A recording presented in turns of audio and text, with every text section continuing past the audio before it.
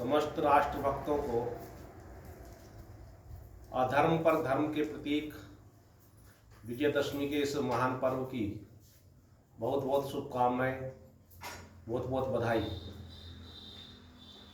आज का ये पर्व विशेष रूप से मनाने का कारण है वो लगभग सभी को ज्ञात है। मर्यादा पुरुषोत्तम भगवान श्री रामचंद्र जी ने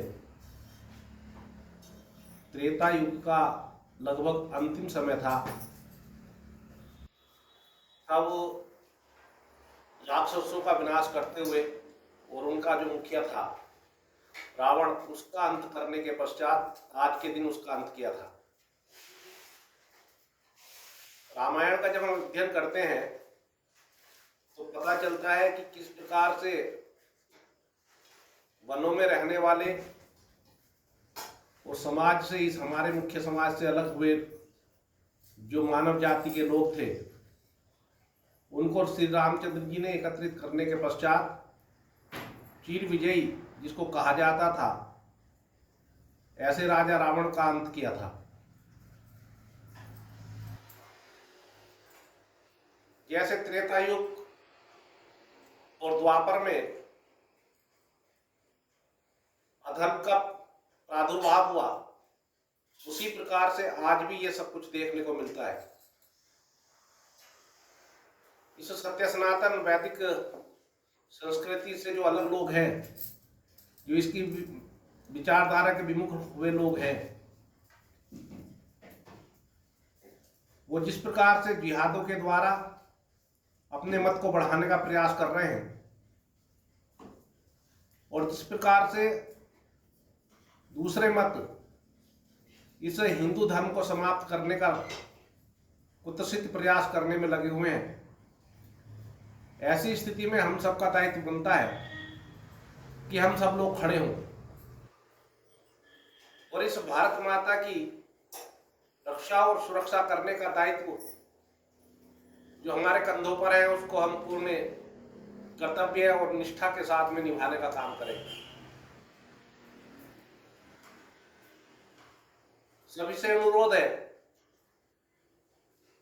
कि अपने आसपास में जो ये राक्षस प्रवृत्तियां लगातार काम कर रही हैं, चाहे वो जिहाद के नाम पे काम कर रही हो या अपने मत को बढ़ाने के लिए सत्संग का नाम दे करके ये लोग काम कर रहे हो, इन सबको पहचानते हुए, इन असुर शक्तियों को पहचानते हुए हम लोग अपने कर्तव्य का निर्वाह करें।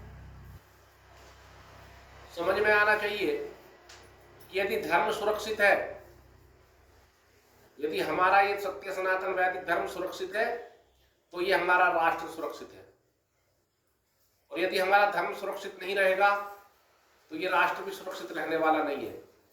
जिस प्रकार से भगवान श्री रामचंद्र जी ने अपने सारे सुख सुविधाओं को छोड़ करके और बचपन से ही अपने जीवन को इस राष्ट्र रक्षा के लिए लगा दिया था, समाज की रक्षा और सुरक्षा के लिए लगा दिया था। एक चक्रवर्ती सम्राट के पुत्र होने के बाद में भी जिन्होंने लगातार इस राष्ट्र के लिए काम किया, ऐसे महाराज मर्यादा पुरुषोत्तम भगवान श्री रामचंद्र जी का अनुसरण करते हुए हमने अभी 9 दिन तक रामलीला देखने का काम किया। वो विषय अलग है कि रामलीलाओं के मंचन पर आज की तारीख में मैंने लिखा भी था कि 95% रामलीलाएं जो हो रही हैं वो मनोरंजन का साधन हो गई हैं। हम ही अपने महापुरुषों के जो चरित्र का मजाक बनाने पर लगे हुए हैं, किसी और की जरूरत ही नहीं पड़ रही। 9 दिन तक हमने रामायण देखी, रामलीला का देखी, तो उससे हमको कुछ सीख भी लेनी चाहिए। कितना ऊंचा चरित्र मर्यादा पुरुषोत्तम श्री रामचंद्र जी का रहा, ये हमको अपने अनुसरण में लाना चाहिए।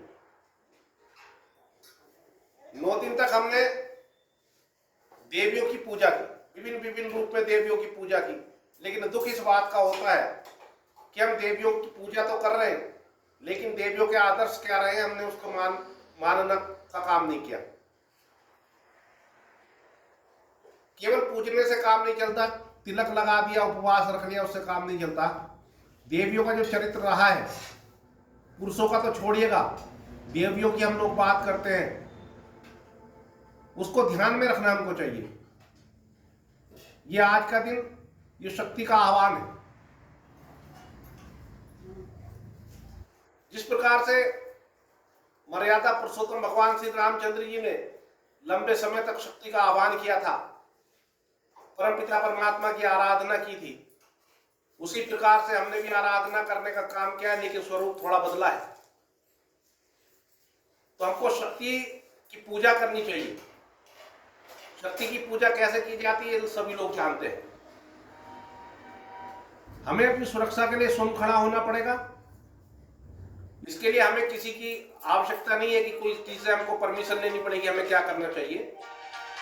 हमें संविधान के दायरे में रह करके, संविधान के अंदर रह करके अपनी सुरक्षा के दायित्वों को स्वयं निभाना पड़ेगा।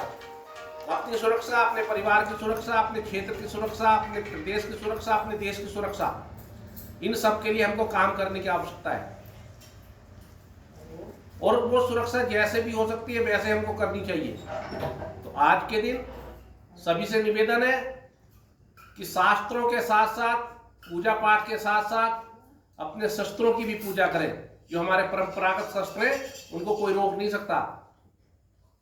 उन सब शस्त्रों की हमको पूजा करनी चाहिए और परमपिता परमात्मा से प्रार्थना करनी चाहिए कि हे परमपिता परमात्मा, मेरा ये राष्ट्र हमेशा उन्नति के शिखर पर चलता रहे।